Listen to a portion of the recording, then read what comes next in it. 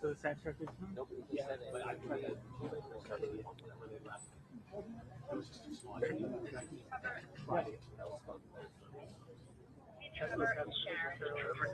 Yeah, 1 second. Nothing yet. Talk to me one more time. I know. Yeah. Josh, you're both kindly. We did Okay. that's fine. Okay. No, I'm asking. It's on my phone. It seems a little more consistent with itself. Yes. It's not going to respond with itself. Drop it right. Connor Davion-Beck's leading with round. We're out. You're still in this hour. Yeah. So we're no longer in the lead. Alex, don't walk into my shop. It's its own show.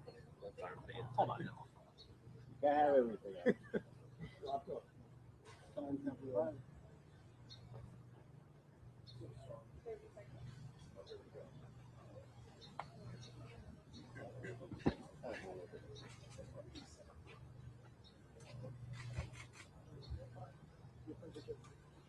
Yep, I got you.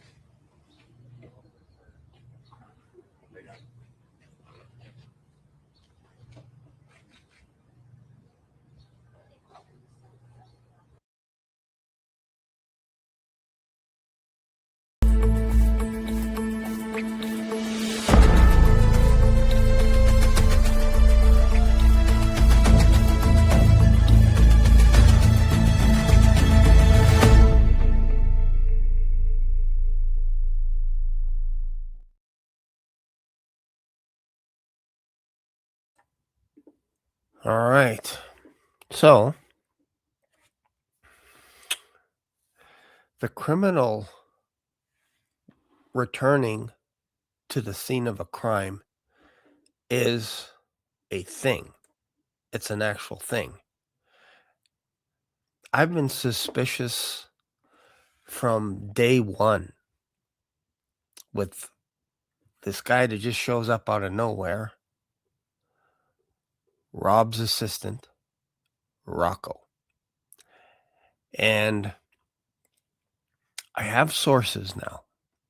I think this is going to uncover a few things down the road. And if you want to be added to my sources, the easiest thing that you can do is I need you to email me if you see anything that is kind of suspicious, kind of odd about this investigation.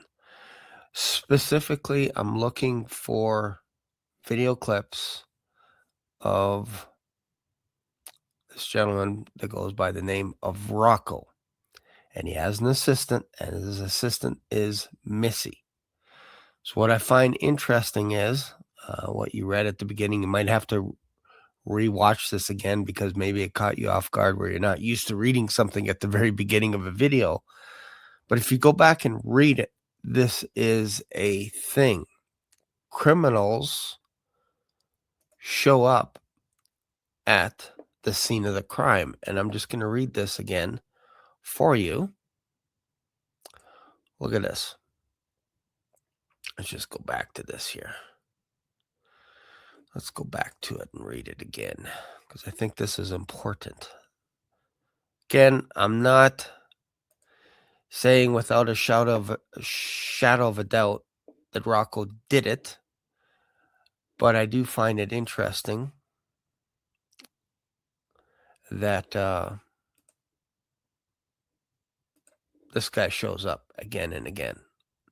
So let's just read this again. Let's look at it. So the question was, do criminals return to the scene of a crime and why? Yes, criminals do sometimes return to the scene of the crime, and criminology has long documented why this happens.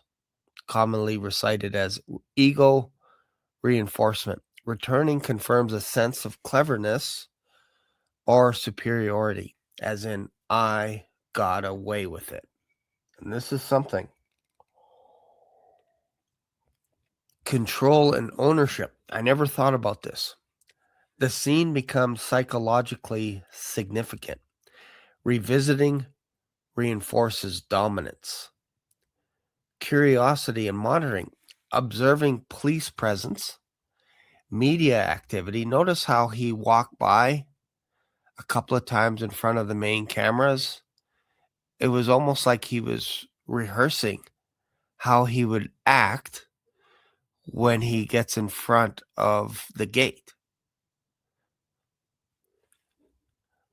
So observing police presence, media activity, or public reaction. Narrative awareness. Seeing how the event is being framed and whether suspicion is forming. Anxiety reduction. Checking that nothing has changed or been discovered. Normalization. Acting as if life is continuing normally to avoid standing out. And this jumps out at me. Like if he doesn't return to the scene of the crime, people might ask questions about where his whereabouts, where he was on Saturday and Sunday and all this kind of stuff. But I think what criminals do is they think if I go to the scene of the crime and act normal and go, "Oh, can I help with anything? I can help you with access to the house. Whatever you need, I am here to serve you, to help you." They think in their head that maybe if they do that, the people aren't onto them. Whereas most normal people don't want to go to the scene where their loved one was killed or murdered because it's especially early on, especially within hours of finding out, because they're in shock, they're grieving, all this kind of stuff. That's a normal reaction. Is I can't look at this. I can't deal with this right now. I'm just, every time I look at pictures of my loved ones, I collapse. I can't breathe. So I don't want to return to the car accident or whatever it is until I can actually mourn properly. That's what's normal. Not normal is if you commit a heinous crime and you come back to it to make it look like nobody knows, to pretend to act normal. That's what some of these psychotic criminals do. Thrill seeking. Being near the scene without detection creates a private sense of power. Emotional attachment. This site is tied to an intense personal moment that draws them back. Usual investigations will take note of a return to the scene as behavioral data point, evaluated alongside timing, access, demeanor, and other corroborating evidence rather than treated as proof of its own. So what am I trying to say here? What I'm saying is a good detective, an investigator, will make note of this, not to say that he's guilty, but they'll make note of this and go, you know what? I'm going to bring this footage up when I interrogate Rocco, and I'm just going to play the video and see how he reacts. And I'm just going to put a camera somewhere, and I'm not going to say anything. I'm just going to show this footage and then ask him some questions about it. What were you thinking here? What's going on through your mind? And if they're like, all of a sudden they realize, man, this is the hot seat, and they start getting uncomfortable, I think you got to press into this. I gotta think you got to press into this. And then you ask the question, would you mind, and we're just gathering information, would you mind telling me where you were on Saturday night? and then just let them walk you through everything so you can record it, and then ask them the question, where were you on Sunday? This is important. And would you be opposed to us having a look at your phone logs? Would you be okay with us pulling it? If they start something like pleading the fifth, to me, that's a little bit like you're allowed to do that as an American. But I think a normal person would say, yeah, anything. Because remember, Rocco said, if you need help with anything, I'm here to help you. And it's like, okay, well, I need your help by you giving me your phone. I need your help. This will really help the investigation, because what we're trying to do is we're trying to figure out where everyone was. So you can even play off the idea that we have Nick right now and we're just trying to build our case and all this stuff. He's in jail right now and all this kind of stuff. What are your thoughts on Nick? What are your thoughts on Rob? What are your thoughts on Michelle? What are your thoughts on Romy? Did you have a relationship with Romy? Was she attractive to you? Was the family attractive to you? Did you have any outs with the family? Oh, actually, I was on September 15th. I feel like I got a hair in my eye. On September 15th, I was let go by Rob. Oh, that's interesting. Because again, this is kind of the last time we kind of see this guy after the Spinal Tap rap. It's interesting that this place as well has been known to have parties. I talked about that the other day about this bling ring, these group of teenagers that have been known to go around from home to home, searching the cars outside, checking all the doors, opening them, and then stealing stuff, and then basically moving up to more crimes like robbing homes, stealing jewelry, pretending like they are celebrities, going to nightclubs to purposely bump into celebrities, rub shoulders with them, feel like they've made it. Why? Because they have their stuff on them. They have their jewelry. They have their sunglasses, all kinds of stuff. So I might make a video about that, but let's go back to the crime scene and let's just observe, and I'll share my thoughts as to what's going on when Rocco shows up. We'll talk about this.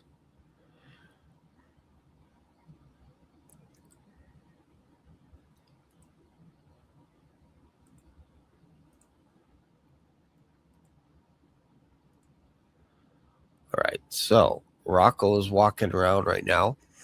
I'm just going to rewind it a couple of seconds here. So this is at almost the 3-hour mark. So he's been here for about 6 minutes after this. So let's just back it up. Let's back it up. Yeah, we'll go here.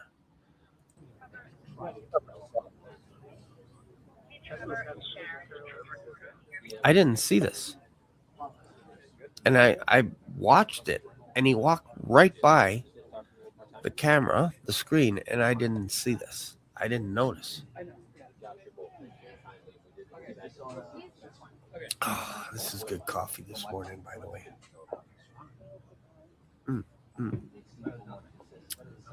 So all the reporters are gathering, ladies walking by, their little dog. Connor, they've gone back to leading with Brown. We're out. And here we go. Here he comes.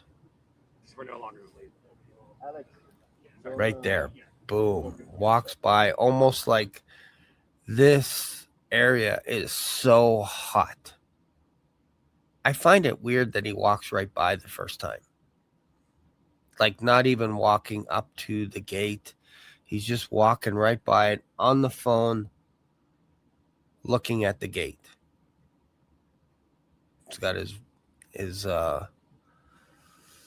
what do you call it? His pullover, his hoodie, his dark hoodie. Seems to always wear this when he's around this area. It's kind of weird. It's daytime, but I guess other people wear hoodies. Just he stands out, and he's got his little baggy sweatpants as well. Shades. He's on his phone. So later in the evening, and I'm going to show this footage, he arrives again. And because as far as we know, he cannot have arrived before this, because we were watching the footage in the last episode when it was dark. So this is about 10 o'clock in the morning now. So the footage that we see from Page 6 and other outlets that show Rocco arriving in his skull shirt, and I'm going to show that, that's in the evening. It's after dark. So it could be anywhere after 6 o'clock at night. And he's asking if he can help out, which is weird, because you're on the phone right now and you could be calling Romy. You could be calling Jake. You could be calling Billy Crystal. You could be calling Jane Fonda. You could be calling anyone. Anyone. And you're on the phone. Clearly you have the phone. So my question is, why are you waiting till the nighttime when all the police show up? Because they're going to do a press conference to say that they've arrested Nick. But you show up while the cops are securing the area and all this kind of stuff, and they're getting ready for a press conference, and you show up saying, I can help get access to this home. It's weird. It's almost like you're admitting that you have something on everyone else, and we're going to show that footage. But I think this is important to note that Rocco did not show up. As far as I know, he did not show up. Now, could he have showed up Sunday night during the first press conference? Quite possibly. Quite possibly. The interesting thing is the date was December 15th when they were doing all this other stuff. So that's the earliest footage that I have. This is December 15th as well. I don't have any footage of anything really going on December 14th, because a lot of media outlets would have uploaded all their stuff on December 14th, because it's better to be first. It's better to be out there. But everyone was uploading stuff on this day, December 15th. Why? Because they got wind that Nick was arrested. And I'm going to share with you something that no one else is talking about, that Nick was not arrested on Sunday night. He was arrested Monday night, and I'm going to explain that, but we got to visit this part here first. So he walks by once. This guy's videotaping him, and then he comes back. I don't know if that guy is his own videographer for this. Telling you, it's bizarre. And he's texting someone. So I would like to see those records. I want to see that stuff. He goes off to the edge of the framing. He knows the framing, which is interesting to me. He sees a guy with the camera. I don't know if he knows the exact framing, but notice he went to the edge. He's still on camera. Actors know where the edge of frames are, all kinds of stuff. Assistants to directors. He was an assistant to Rob Reiner on Spinal Tap 2. So they're comfortable in front of the camera somewhat. But when you've done the crime, you get a little weird.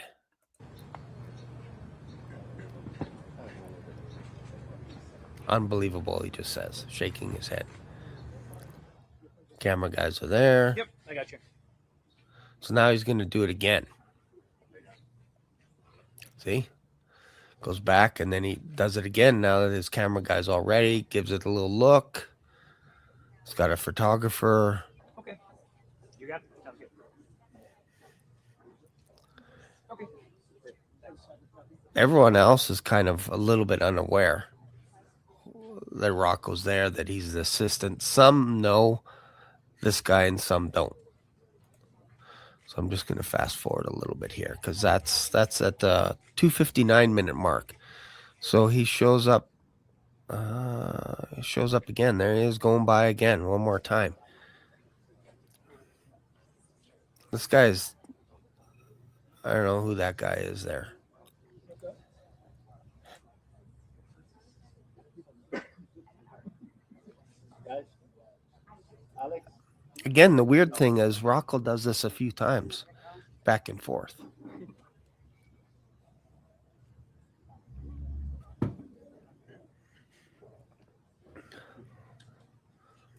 Let me just see if I could see him again.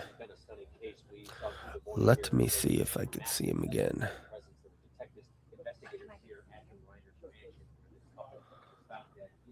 Yeah, he comes back again here.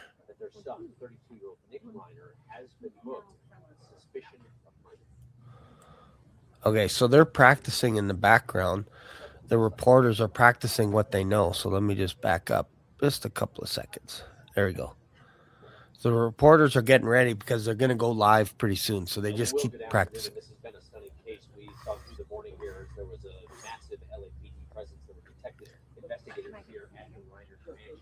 This couple was found dead inside their home, and we have just learned that their son, 32-year-old Nick Reiner, has been booked on suspicion of murder.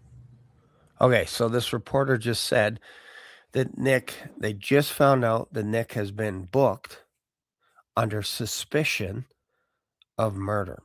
And this is important. Excuse me. This is important. Why? Because he's not arrested. He wasn't arrested Sunday night. He was quite possibly detained. That is a thing. That's a thing. And I'll explain what I mean by detainment. There is a law in America, a rule. It's called the Terry stop. The Terry stop. And the way this works is police, if they're investigating something, like let's just use this example, Rob and Michelle Reiner were found dead.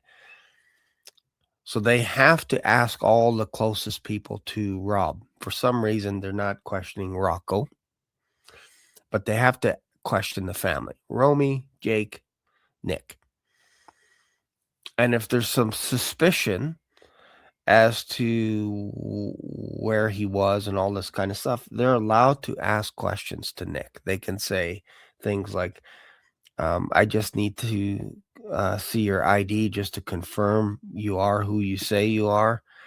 And I would like you to come to the station with us because we want to know, we got some questions to ask, perhaps where you were, all this kind of stuff. And you're not under arrest. We're just kind of curious if you know anything about this because we're looking for the person or persons that did it. And so again, you're free to go, you're whatever, but we just got to ask these questions. So then they ask them a few questions and then they say, just to help us out with this investigation, if you wouldn't mind, totally up to you,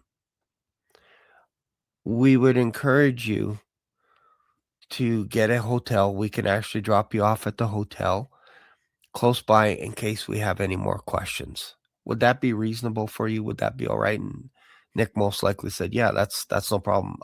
I can help out or whatever if you have any questions for me. So they take him to the hotel Monday morning, not Sunday morning, because remember, all this stuff is taking place December 15th, which is Monday. It's not taking place Sunday morning because nobody knows about the crime until 3:45 on Sunday. And then Sunday night, the police said that they did not make an arrest They don't have anyone. They have no suspects at 9:30 at night. They have no suspects. They have no warrant, a search warrant. They don't have a search warrant for the home. So that means they have no coroner, no medical examiner as of Sunday night. So they can't really go back into the home. But they did say that they were talking to family, and they're aware that the parents are dead. That's what LAPD said Sunday night. And they said that we can continue the investigation outside, but we can't go back into the home. So the bodies are there since 3:00 in the afternoon, meaning they never touched them. They never moved them. So if TMZ is saying that they were murdered Saturday night before midnight, that means they're basically almost 24 hours sitting there in the exact same position that they were found for 24 hours. That's a long time. So you drop Nick off at the hotel and you tell him just stick around. You're free to go wherever you want, but we just want, in case we need to get a hold of you, give me your cell phone number, whatever it is, all this kind of stuff, and we'll be in touch. You can go wherever you want. Later that night, about 8:30, undercover police show up at a gas station. And they're all over the place. They're in plain clothes for about an hour before they actually arrest Nick. And they all swoop in, all the cars. You guys have probably seen the footage over and over and over again, but they swoop in. And then they arrest him. So that's normal because you need time to gather evidence. And again, the evidence is enough to arrest him. That's not enough to convict him. As in, this is them arresting Nick is not an admission of guilt on any party. It's not Nick saying, I'm guilty, arrest me. I'm not resisting arrest, therefore I am just saying that I'm guilty. No, that's not it at all. They have enough to suspect Nick, so they arrest him that night. They continue with their investigation, and then they officially book him Tuesday morning at 5 a.m. During that night, that's when the maids go in, or in the morning, I should say, and they find blood. But they don't report it to the police, according to TMZ. There's not enough blood for them to concern them, as in a person could nick themselves shaving. That's not an alarm bell. You don't call 911 because you see a little bit of blood in a hotel. The media ran with it and said there were blinds over the curtains. And if you think about it, in a hotel, there are blinds already in a hotel. Like, let's just be real. I managed a hotel for 4 years. There's blinds and then there's curtains because you want privacy. You don't want people looking in. That's not a crime. So the media ran with it that there were blinds placed in the room. There's already blinds there. They said there was blood all over the place, blood in the shower. People cut themselves shaving all the time, folks. It's like an epidemic.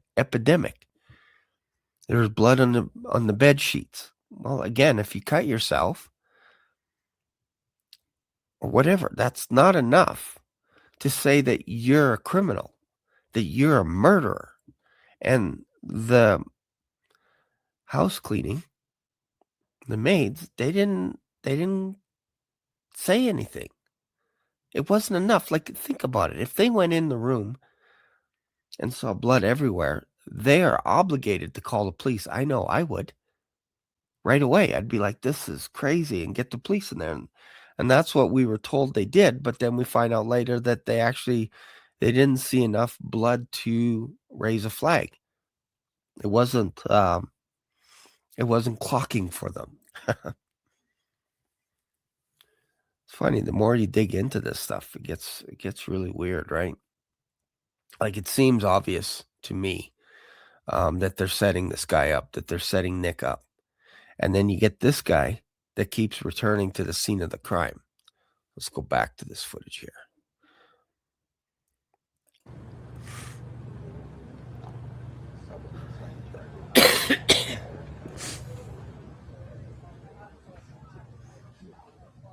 Let me just fast forward. Okay, so this is about 5 minutes later. He shows up again.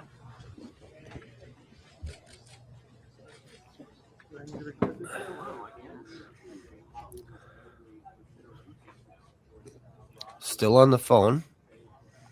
I'd like to know who he's on the phone with. And there's 4 line security that are guarding Rocco. And in my last video, I mentioned that there was another company, ACS, that actually protected that neighborhood, as in they would drive around the neighborhood, but they don't go inside people's homes or inside people's yards.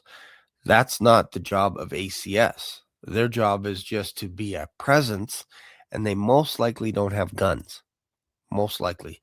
These guys, 4 Lions, have guns, and some don't. Some carry guns, some have the license to carry guns, some don't. This guy doesn't seem to have a gun, but he's like 6'6". Clearly, he's Rocco's bodyguard here. These guys follow just this guy. So I don't think they work for the Reiners. I could be wrong. I think for some reason, Rocco has these guys following him around, and I'd like to know who he's on the phone with right now. Because again, if he shows up at night, he's asking, let the family know that I'm here. Let them know that Rocco's here, that I have connections all over this neighborhood. It's weird. I think he said we have friends all around. Could you let the family know? Could you let Romy and Jake know that Rocco is here?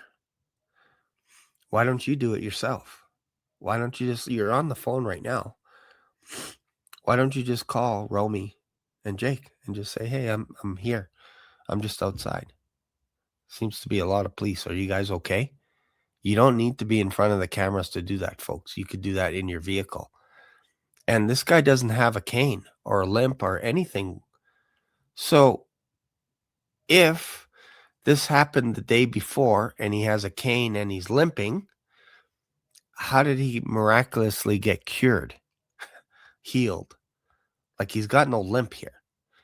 So what I'm trying to say to you is he didn't have a limp. It's an act.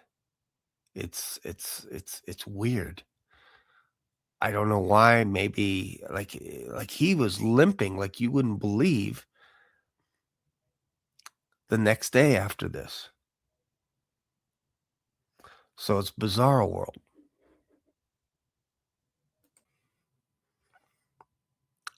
If I was the police, I'd be asking for that phone. I really would. Let's continue.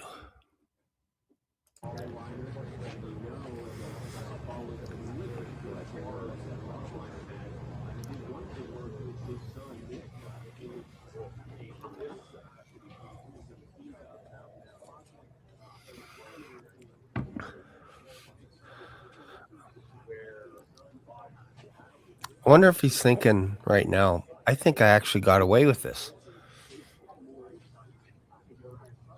Might be showing the security guy.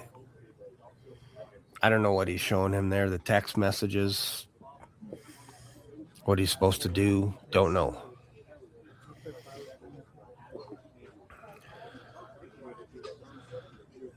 Now the acting comes on. Now he's an actor. And notice he's got his back to us as well. So it's a little bit like whisper, whisper, whisper.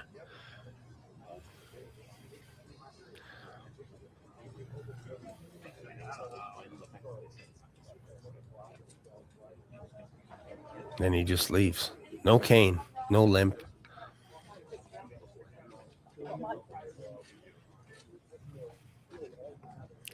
Well, these guys are starting to be aware of what's going on now that this guy showed up and left.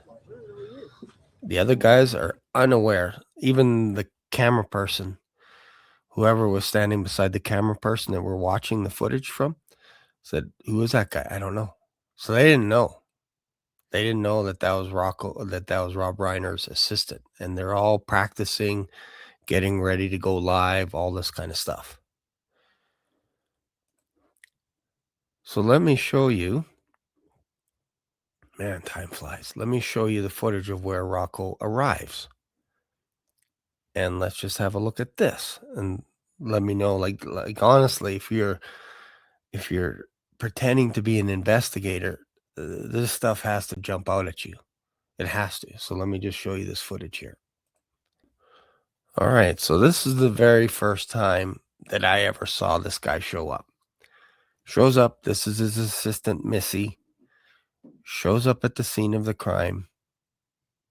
I want you to listen to what he says. She's smiling, smirking, whatever. I don't know what that is. It's kind of weird because your employer or your boyfriend's employer has been murdered and she's smiling right now. That's bizarre world to me. It's absolutely bizarre world to me. So let's just play this clip. Make sure the volume's up all the way. Yes. I think Romy and her roommate Sid had let somebody know that we were going to be coming here, but how many people are there? It's me. Well, my assistant Missy was also trying to get here before she left, but okay, that's not his assistant Missy. That's someone that's trying to figure out who this guy is. Forgot about that. So the LAPD has no idea who this guy is. Zero idea. And this guy's like, "Hey, I can help out." And he's got all kinds of weird tattoos all over his right arm. And I think on his left, he's got names. So it's just, and he's got skulls. Like now you're showing up later that night. You're showing up trying to play for the camera. That's the only way that I can kind of see this. This is weird. My my spider senses are tingling. Let's go back. I think Romy and her roommate Sid had let somebody know that we were going to be coming here, but how many people are there? It's me. Well, my assistant Missy was also trying to get here before she left, but she had just said that they were going to let somebody know that I was going to come. Okay, you're the assistant. I'm the assistant.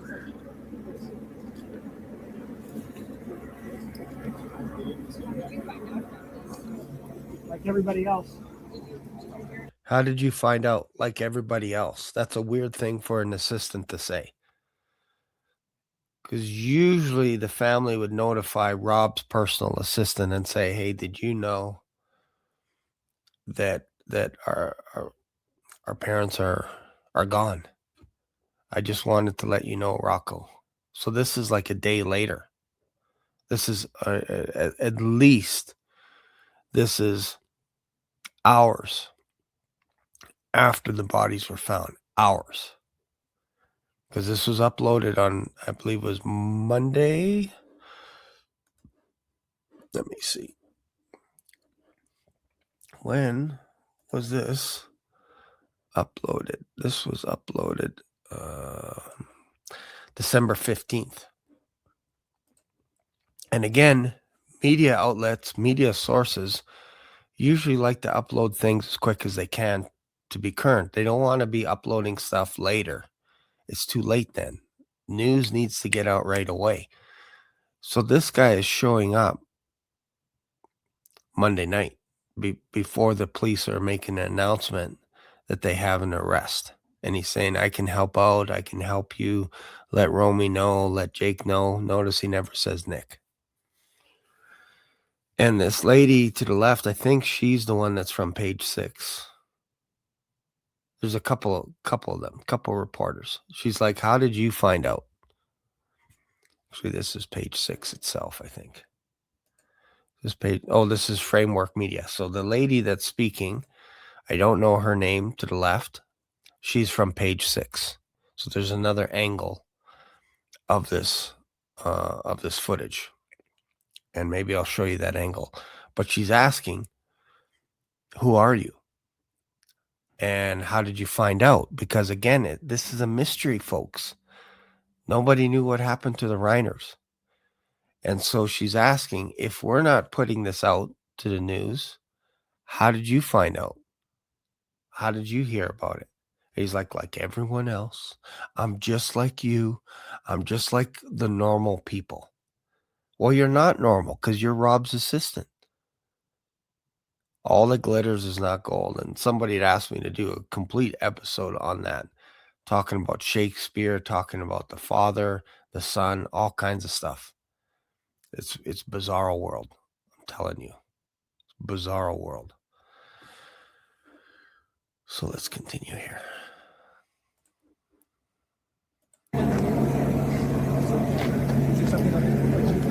No, I don't know if I can be any assistance or help with anything. With the house, access to anything.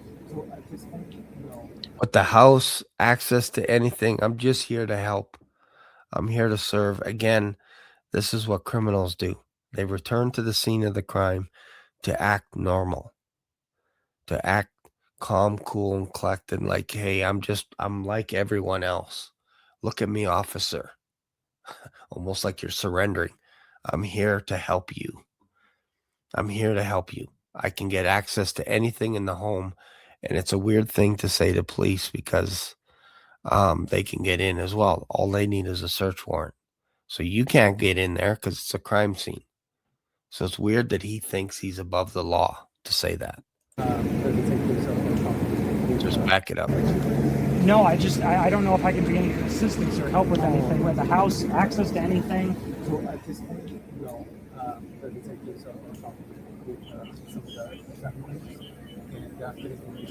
Right now, I think they have it. Yeah, I was trying. Is it possible to just at least let Romy and Jake know that I'm here in case they need anything?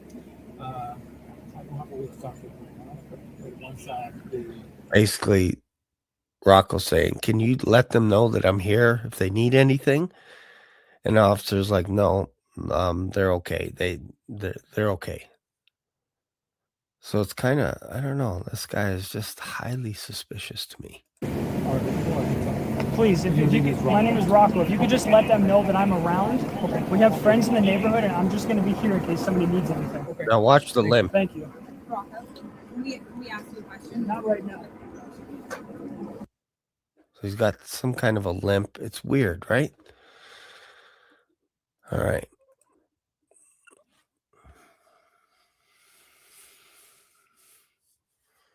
Man, it's crazy. I'm telling you, it's just crazy.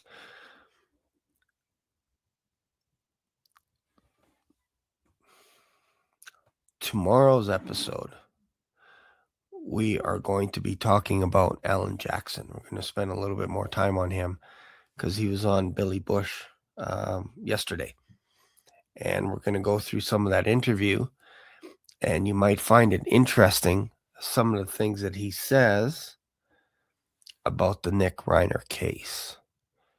So I would suggest to you that you subscribe to this channel. Make sure and leave a comment. Again, we're just going down this rabbit hole. If you have any information on Rocco, Rob's personal assistant, please email me.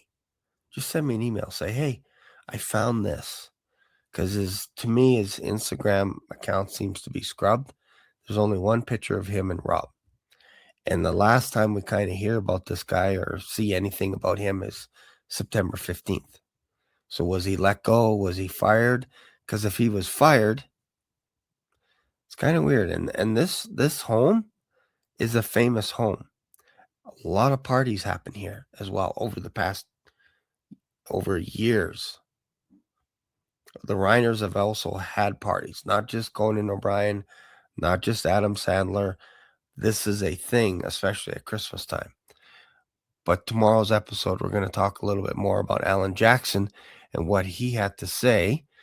And if you can't wait till tomorrow, then just go check out Billy Bush's channel where he interviews Alan Jackson.